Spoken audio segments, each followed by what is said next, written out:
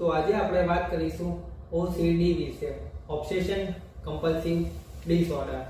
Obsession એટલે કે કોઈ એક જ વસ્તુ વિશે એટલું બધું વિચાર્યા કરવું કે અન્ય વસ્તુ વિશે વિચારી જ ના શકાય.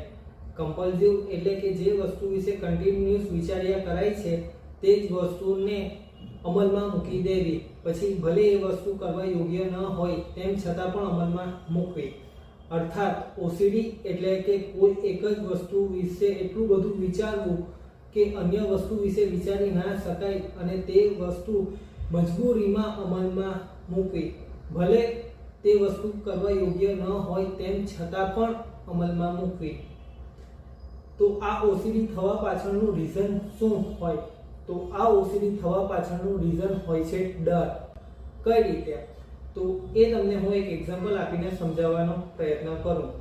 ધારો કે કોઈ એક પેશન્ટને OCD છે અને તેણે ઘરની બહાર જવું હોય તો તે ઘરનું લોક 10 થી 20 વખત ચેક કર્યા બાદ જ ઘરની બહાર જઈ શકે છે. તો આ પાછળ પેશન્ટને શું ડર હોઈ શકે? તો આ પાછળ પેશન્ટને ઘરમાંથી ચોરી થઈ જવાનો સતત ડર રહે છે. આ ડર એટલા પ્રમાણમાં હોય છે કે પેશન્ટ જ્યાં સુધી વધારેમાં વધારે વખત લોક ચેક નહીં કરે ત્યાં સુધી પેશન્ટને ચેન પડતો નથી અને તે કન્ટિન્યુઅસ લોક ચેક કર્યા જ કરે છે. જ્યારે એને ચેન પડે ત્યારબાદ જ તે ઘરની બહાર આસાનીથી જઈ શકે છે. અન્ય એક્ઝામ્પલ, ધારો કે એક OCD પેશન્ટ છે જે કન્ટિન્યુઅસ વારંવાર હાથ ધોયા કરે છે, પોતાની જાતને સેનિટાઈઝ કર્યા કરે છે. તો આ પાછળ પેશન્ટનો શું ડર હોઈ શકે? આપણે લોકો ઓલરેડી અસંખ્ય વાયરસ બેક્ટેરિયાની વચ્ચે રહીએ છીએ. OCD પેશન્ટ પણ આ જ વાયરસ બેક્ટેરિયાની વચ્ચે રહે છે, પણ તેમ છતાં OCD પેશન્ટ આ વાયરસ બેક્ટેરિયાને એટલા અલાઇવ સેન્સેશનમાં ફીલ કરે છે કે ધારો કે તે કોઈ પણ વસ્તુ અડકે છે તો તેમને એવું ફીલ થાય છે કે આ વાયરસ બેક્ટેરિયા મારી બોડી પર આવી ગયા છે અને તેને કારણે પેશન્ટ બીમાર પડી જશે તેવો તેમને ડર રહે છે.